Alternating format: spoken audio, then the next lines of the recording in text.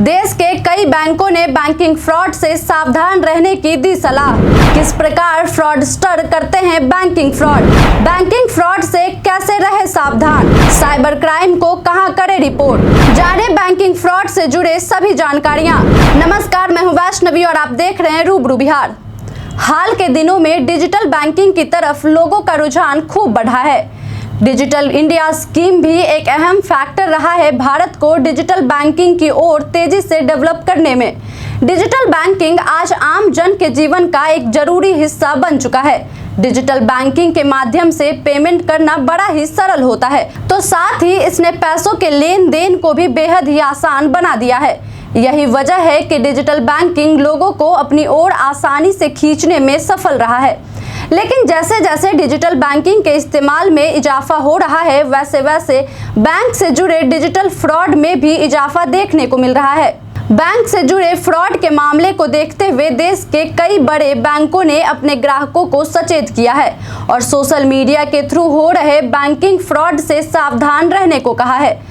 दरअसल social media के माध्यम से हो रहे बैंकिंग फ्रॉड में यह देखा जा रहा है कि हैकर्स ग्राहकों को लालच देकर एक लिंक के माध्यम से उन्हें third party mobile application download करने के लिए कहते हैं, जिससे वो ग्राहकों की निजी जीवन से जुड़े डिटेल्स चुराकर उनके बैंक खातों तक अनधिकृत रूप से पहुंचने का प्रयास करते हैं और बैंकिंग फ्रॉड को अंजाम देते हैं। बैंकिंग फ्रॉड के बढ़ते मामले को लेकर देश के सबसे बड़े बैंक SBI ने अपने आधिकारिक सोशल मीडिया अकाउंट X से अपने ग्राहकों को किसी भी तरह के बैंकिंग फ्रॉड से बचने की सलाह दी है और कहा है कि यह देखा गया है कि SBI रिवॉर्ड पॉइंट देने की लालच देकर कई फ्रॉडस्टर्स APKs का लिंक SMS और WhatsApp के माध्यम से ग्राहकों को भेजते हैं और उन्हें third party mobile application download करने के लिए कहते हैं और ग्राहक SBI के रिवॉर्ड पॉइंट के लालच में इस प्रकार के फ्रॉडस्टर्स के झांसे में फंस जाते हैं और फ्रॉड के शिकार बन जाते हैं। SBI ने कहा है कि SBI बैंक कभी भी इस तरह के APKs का लिंक ग्राहकों को कभी नहीं भेजता है, इसलिए ग्राहकों को कभी भी इस प्रकार के लिंक पर क्लिक नहीं करना चाहिए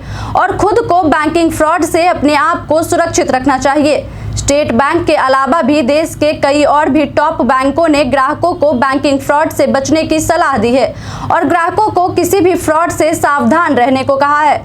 इनमें ICICI बैंक, एक्सिस बैंक और पंजाब नेशनल बैंक भी शामिल है। ICICI बैंक ने ग्राहकों को SMS या WhatsApp के थ्रू आए बिना किसी वेरिफिकेशन के APK फाइल्स को डाउनलोड नहीं करने की सलाह दी है।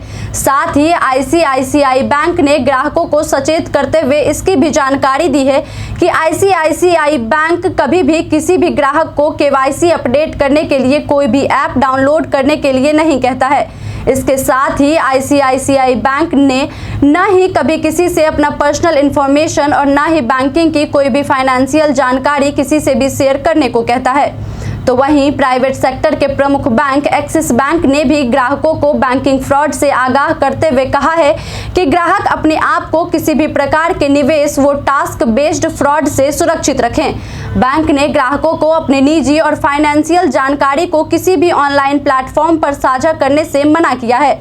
इस प्रकार के बैंकिंग फ्रॉड ज्यादातर उन लोगों के साथ होता है जो अपनी निवेशकता और वित्तीय सूचनाओं को किसी भी ऑनलाइन प्लेटफॉर्म माध्यम पर साझा करते हैं।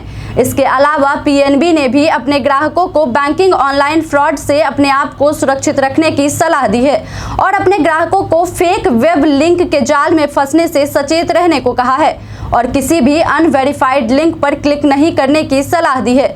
इसके साथ ही ICICI बैंक और पंजाब नेशनल बैंक ने यह भी बताया है कि अगर आपके साथ कोई बैंकिंग फ्रॉड होता है या आप किसी फ्रॉडस्टर्स के झांसे में फंसकर बैंकिंग फ्रॉड के शिकार होते हैं तो आपको क्या करना चाहिए।